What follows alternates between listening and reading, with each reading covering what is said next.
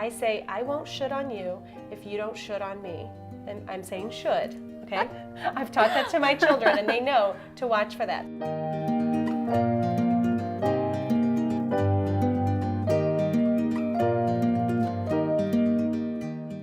With Suzanne Tucker. She is a mom of four, a parent educator, and the founder of Generation Mindful.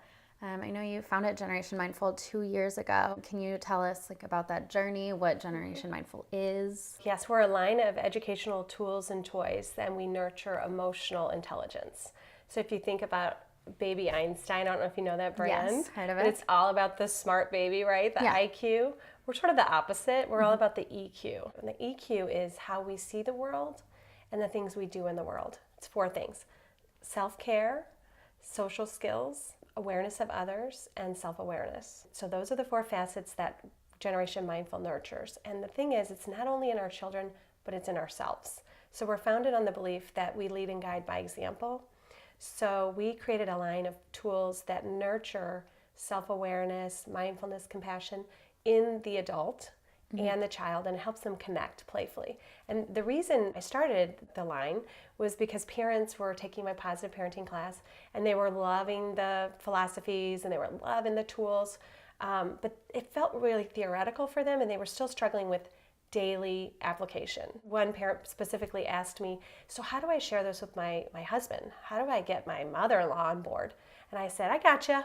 Let me turn it into a game. And it's actually the first product we made, Peacemakers, a deck of cards. I said, you can take this deck of cards anywhere. You can share it with your kid's teacher. You can share it with your husband. And that was really how we got started. So you've been in the parent education industry, we'll call it, for a while now. What have you noticed kind of trending in terms of this EQ movement? So yes, we're seeing a big trend toward restorative discipline, not only in homes, but in schools. So by that I mean that schools are embracing the idea that children learn by being taught, not by being punished. So entire districts are letting go of punishment.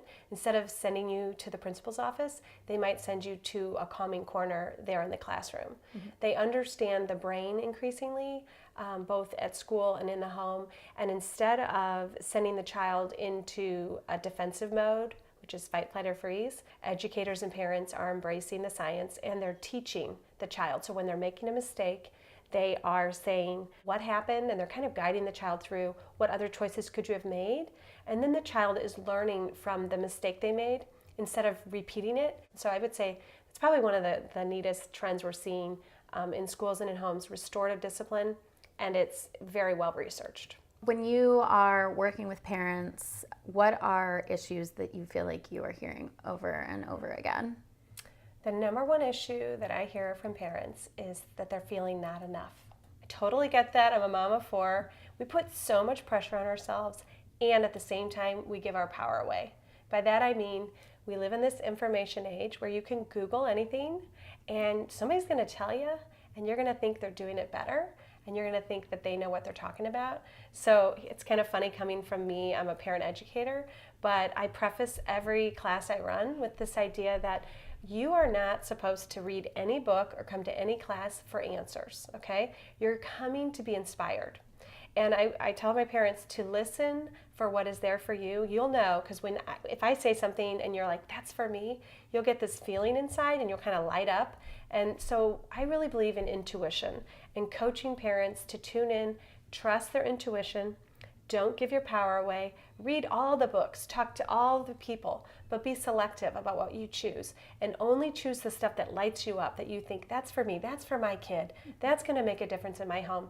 And here's the other thing, never ever be motivated by guilt. Guilt is the biggest power suck. So for all the parents out there, the biggest challenge is feeling not enough, and the solution is letting go of perfect. Yeah. Letting go of perfect and realizing we don't need to be perfect. We can be angry, we can yell, we can, and we can be great parents. If we notice, what we say to our child is, hey, I'm angry, I was just yelling. And by doing that, we're modeling something more important than being perfect. We're modeling being not perfect and self-awareness and forgiveness. And I don't know about you, but my kids are not perfect. So they need a role model, and I am the perfect role model for that. I am not perfect too. That's what I see happening in the parent world. Too much pressure to be perfect and giving our power away. Definitely can relate. for sure. So we are Generation Mindful. If you Google it, we're all over page 1, or you can find us on the web at genmindful.com. And we're real active on Facebook and Instagram. So we are a community. And for me, it's about not only tools and education, but it's about support. So it really is important to me that we lean on each other and that we know we can be not perfect together and that we are enough together.